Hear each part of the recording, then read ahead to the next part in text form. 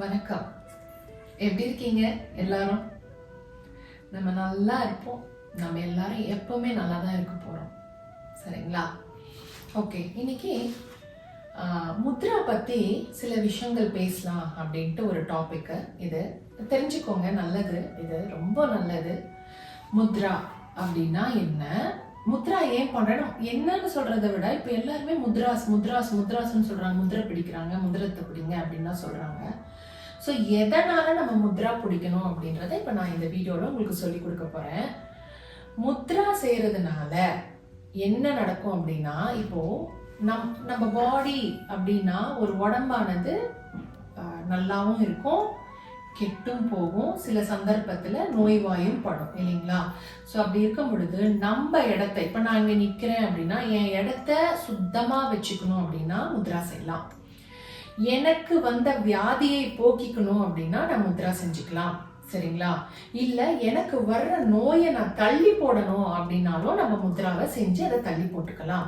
So அப்போ ஒரு நோய் நமக்கு வருது, ஒரு டிசீஸ் நம்மளை ஆட்கொள்ள போகுது அப்படின்னா அதை தள்ளி போடுறதுல தப்பு இல்லைல்ல. ஸோ அப்போ அதை தள்ளி போடணும், நம்ம இடத்த சுத்தமாக வச்சுக்கணும், அந்த தெய்வீக ஆற்றல் நமக்குள்ளே இறங்கணும் அப்படின்னா முத்ரா செய்கிறது ரொம்ப சிறப்பு. ஸோ முத்ரா எப்படி செய்வாங்க?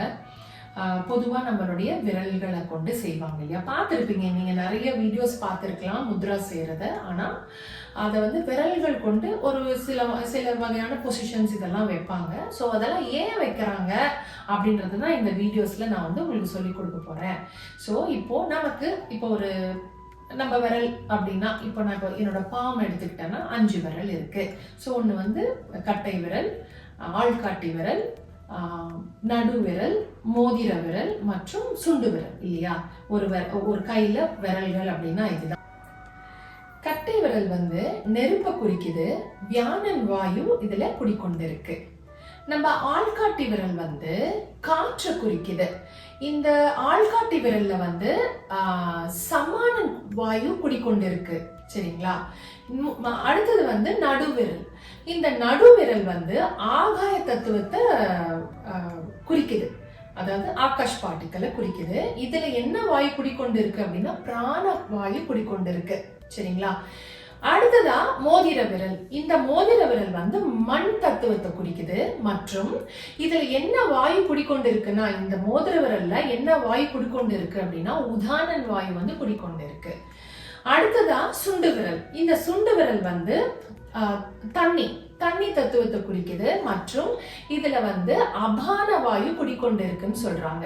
சோ இந்த விரல்களை கொண்டு நம்ம முத்ரா பிடிக்கும்போது இது ஒவ்வொன்றும் ஒவ்வொரு தத்துவத்தை குறிக்கிறதுனால நமக்குள்ள இருக்கிற அந்த பஞ்சபூத விகிதத்தை சரி செஞ்சு பேலன்ஸ்டா வச்சு நம்ம நினைக்கிறது, நான் சொன்னேன் இல்லைங்களா, நம்மளுடைய இடத்தை சுத்தம் பண்றதாகட்டும், நம்மள நோயில இருந்து காப்பாத்துறதாகட்டும், மற்றும் தெய்வீக ஆற்றல் நமக்குள்ள வர வைக்கிறதாகட்டும், இதெல்லாமே இந்த முத்ரா செய்யறதுனால, நம்ம கை விரல்களை கொண்டு செய்யறதுனால இதை நம்ம சரி செஞ்சுக்கலாம். Okay, thank you. God plus.